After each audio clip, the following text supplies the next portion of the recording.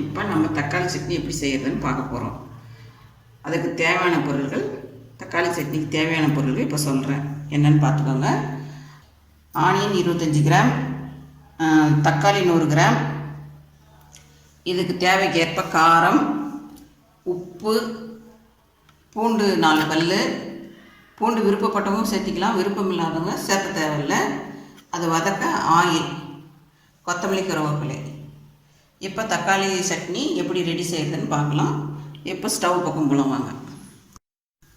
இப்போ நான்ஸ்டிக் பாட்டில் வச்சாச்சு, ஸ்டவ் பற்ற வச்சாச்சு. இப்போ கொஞ்சோண்டு 1 டீஸ்பூன் ஆயில் விட்டுக்கோங்க. ஆயில் விட்டு ஆனியனை முதல்ல போட்டு வதக்கிக்கோங்க. நல்ல பொன்னிறமாக வர வரை வதக்கணும்.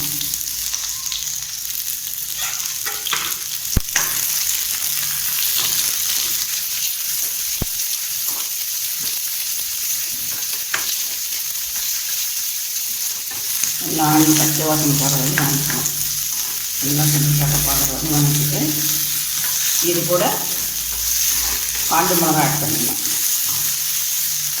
தேவையான அளவு காரம் நிறைய தேவையில்லை, காரம் நிறைய போட்டுக்கலாம். நான் ஒரு 4 மிளகா தான் போடுறேன். இந்த சட்னிக்கு 5 மிளகா போடுறேன். இது காரம் ஜாஸ்தி உள்ள மிளகா, அதனால் நான் 5 மிளகா தான் போடுறேன். சில மிளகாய்களில் காரம் இருக்காது, அதனால் நீங்கள் காரம் தேவைக்கேற்ற காரம் போட்டுக்கணும். இது நல்லா வணங்கணும். நல்லா வணங்கினால நல்லா கரெக்டாக பச்சை வாசனைலாம் போகுதுன்னா கொஞ்சம் பச்சை வாசனை எடுத்து குழந்தைங்க சாப்பிட மாட்டாங்க. அதனால் கொஞ்சம் நல்லா வணக்கி செஞ்சால் குழந்தைங்க நல்லா விரும்பி சாப்பிடுவாங்க.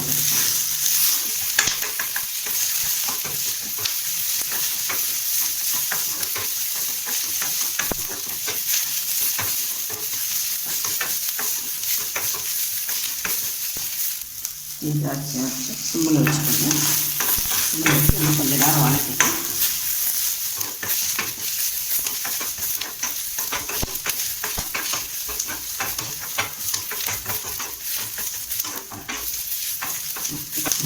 இப்போ ஆனியன் வதங்கியாச்சு. இதை ஒரு பிளேட்டில் அள்ளிடலாம்.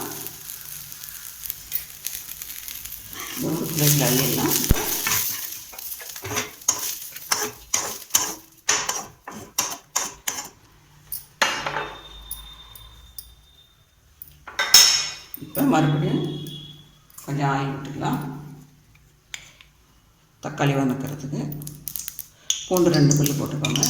சில பேர் பூண்டு பிடிக்காது, பூண்டு பிடிக்கிறவங்க பூண்டு போட்டுக்கலாம். பூண்டு பிடிக்காதவங்க பூண்டு தேவையில்லை. 4 பல் பூண்டு போட்டுக்கிறேன். இது கொஞ்சம் நல்லா வணங்குங்க. இல்லை தக்காளி போட்டு வணங்குங்க.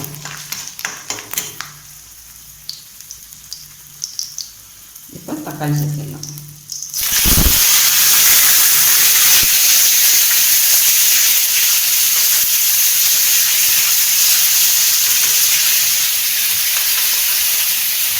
நல்லா பச்சை வாசனை போகிற வரை வணங்கணும். இல்லை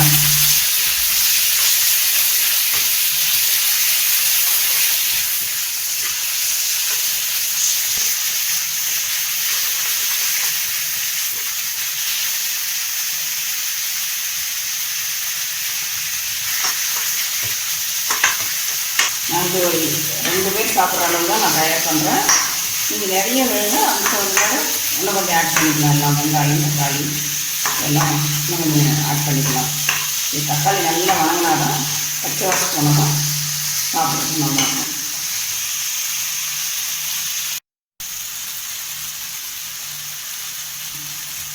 இது கொஞ்சம் ஆயில் வைக்கலாம். இன்னும் கொஞ்சம் ஆயில் வச்சுக்கிறேன். நல்லா ஒரு ஆயில் வச்சு வச்சோம்னா ஒரு டேஸ்ட்டாகவும் நல்லாவும் இருக்கும்.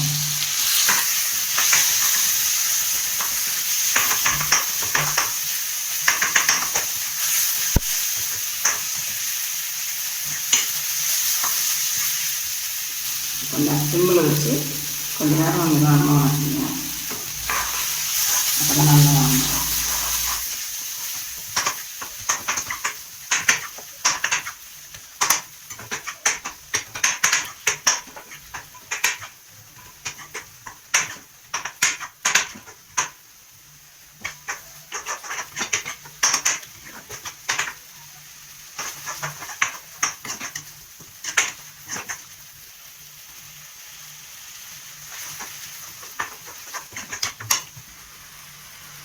இப்போ ஆஃப் பண்ணிடலாம். வாங்கிடுச்சு.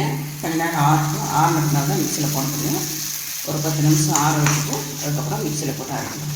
அதை எப்படி பார்க்கலாம். ஸ்டவ் ஆஃப் பண்ணிட்டேன்.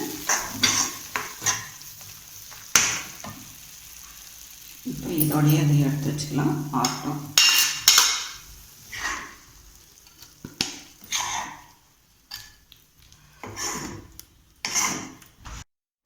இப்போ தக்காளி சட்னிக்கு தேவையான பொருட்களை வதக்கி வச்சது இப்போ ஆறி போச்சு. இப்போ இதை மிக்சியில் போட்டு அரைச்சா சட்னி ரெடி.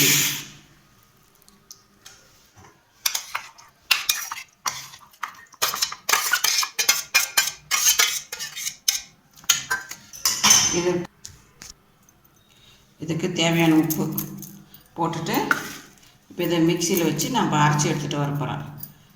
இதை அரைக்க போகிறேன் பாருங்கள். இதுக்கு தண்ணி தேவையில்லை. வெறும் தக்காளி வெங்காயம் இது வதக்கிறதெல்லாம் போட்டு உப்பு போட்டு அரைச்சாவே அதே லிக்விடாக இருக்கும். இப்போ தாளிச்சிக்கலாம். இப்போ நான்ஸ்டிக் வச்சுருக்குறோம்.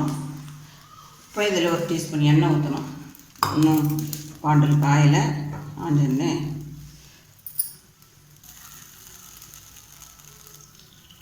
கொஞ்சோண்டு எண்ணெய் ஊற்றி எண்ணெய் காய்ச்சினால இப்போ கடுகு கொஞ்சம் போடணும். கடுகு, கடலைப்பருப்பு, உளுத்தம்பருப்பு எல்லாம் போட்டு எண்ணெய் காஞ்சதும் போட்டு தாளிக்கிறோம்.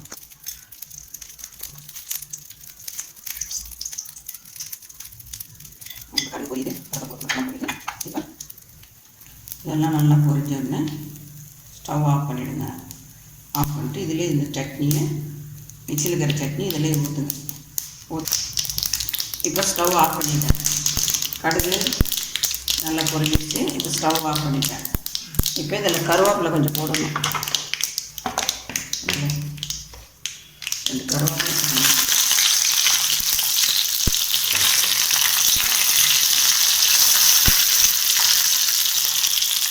இப்போ இதில் இந்த சட்னி அப்படியே ஊற்றணும்.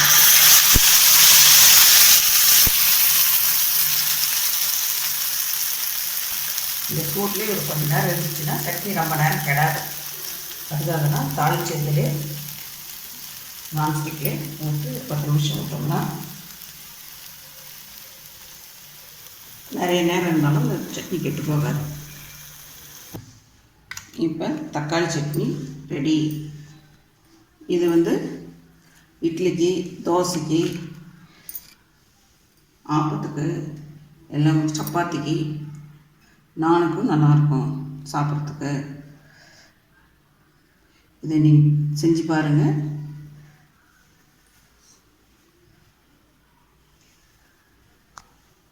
தேங்க்யூ.